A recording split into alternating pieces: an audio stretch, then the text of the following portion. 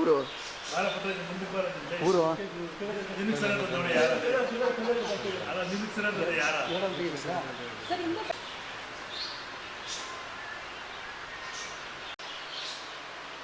ಮೈಸೂರಿನ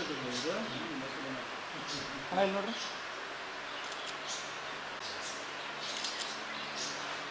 ಸೋಮಶೇಖರ್ ಸರ್ ಬಗ್ಗೆ ಶುಭ ಹಾರೈಸಕ್ಕೆ ಬಂದಿದ್ದೀರಾ, ಎಲ್ಲಿಂದ ಬಂದಿದ್ದೀರಾ, ಈ ಸಂದರ್ಭದಲ್ಲಿ ಅವ್ರಿಗೆ ಏನು ಬಯಸ್ತೀರಾ ಸರ್?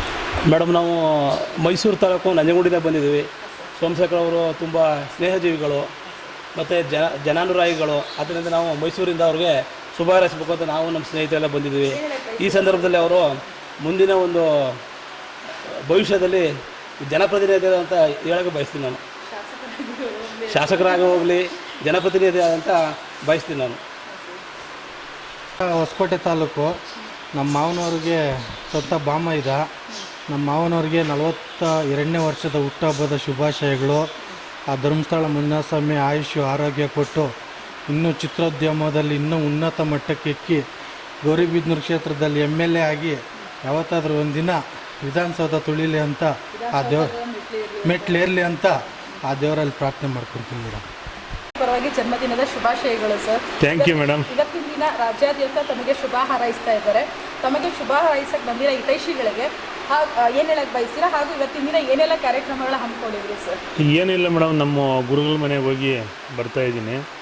ನನಗೆ ನಂಜನಗೂಡು ಮತ್ತು ನಾನಾ ರೀತಿ ಭಾಗದಿಂದ ಬಂದಿದ್ದಾರೆ. ಬಂದು ಶುಭ ಹಾರೈಸೋರು ಅವರೆಲ್ಲರಿಗೂ ದೇವರು ಒಳ್ಳೇದು ಮಾಡಲಿ ಅಂತೇಳಿ ಈ ಸಂದರ್ಭದಲ್ಲಿ ಹೇಳೋದಕ್ಕೆ ಇಷ್ಟಪಡ್ತೀನಿ.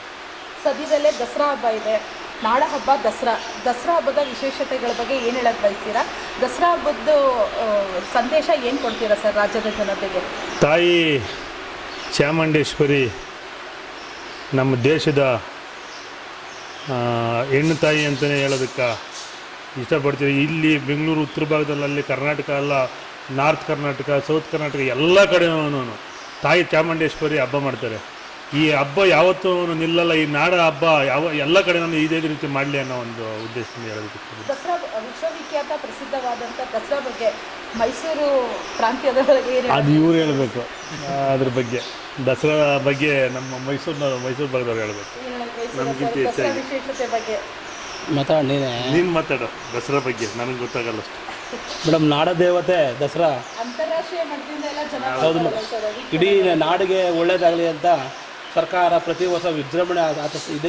ಈ ಸಾರಿ ಕೂಡ ಮೈಸೂರಲ್ಲಿ ತುಂಬ ವೈಭವ ಕೂಡ ಉಸ್ತುವಾರಿ ಸಚಿವರ ಮುಖಾಂತರ ವೈಭವ ಆಚರಿಸ್ತಾ ಇದ್ದಾರೆ.